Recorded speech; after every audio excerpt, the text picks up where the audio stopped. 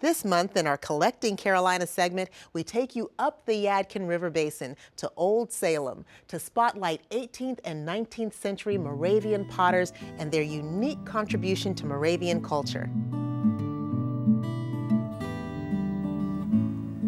There's something fascinating about watching potters at their craft, skillfully molding the clay into everyday essential items.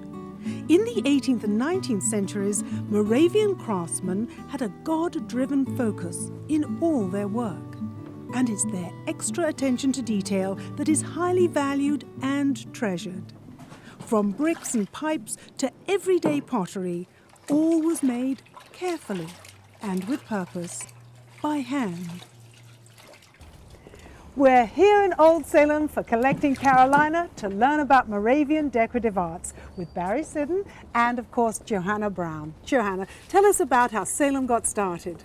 Salem was one of 3 Moravian communities founded in the 18th century by the Moravians who settled in the Yadkin River Valley. They purchased 100,000 acres in North Carolina. They called the tract the Wachovia Tract. They settled church-governed communities where the church owned all of the property and many of the major businesses. And we know all of this because the Moravians were meticulous record keepers, and many of those records still exist, have been translated and transcribed for us to use. Julia, when you come to Old Salem, you can visit the Single Brothers' house and the pottery and see Moravian pottery still being made today the same as it was in the 18th century. To learn more, we visit the Moravian pottery exhibit at the Museum of Early Southern Decorative Arts down at the end of Main Street in Old Salem. Johanna, this is surely the most famous piece of Moravian pottery. It is. This is the shop sign made by Gottfried Ast, who was the progenitor of the North Carolina Moravian pottery tradition.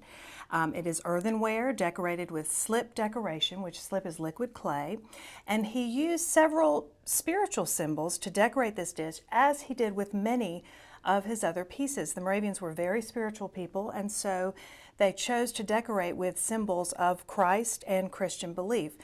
For example, the carnations are representative of Christ, as are the little pomegranates, and of course the dove is probably representative of the Holy Spirit.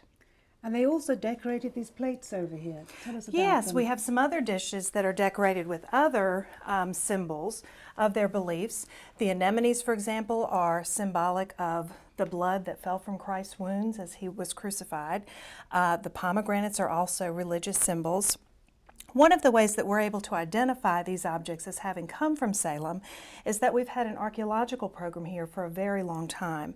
And so we can look at examples that have been excavated both in Salem and Bethabara, which is one of the other early Moravian communities, compare them to extant examples, and really prove that they came from the Wachovia Tract potteries. Barry, we're here in Mesda, and you've brought in a very special object for us. Tell us a little bit about it. Okay, I will. This is a piece of pottery known as a porringer, and it was made here in Salem by one of the early potters. It's highly decorated. Tell us what's special about that. Well, it is. Most Moravian utilitarian ware, of which this is a piece, is unglazed on the outside especially.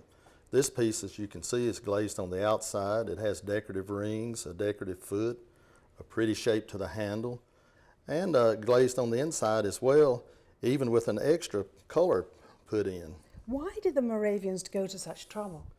You know, the Moravians were from the religious background, not really working for other men. They were working for the church and ultimately God.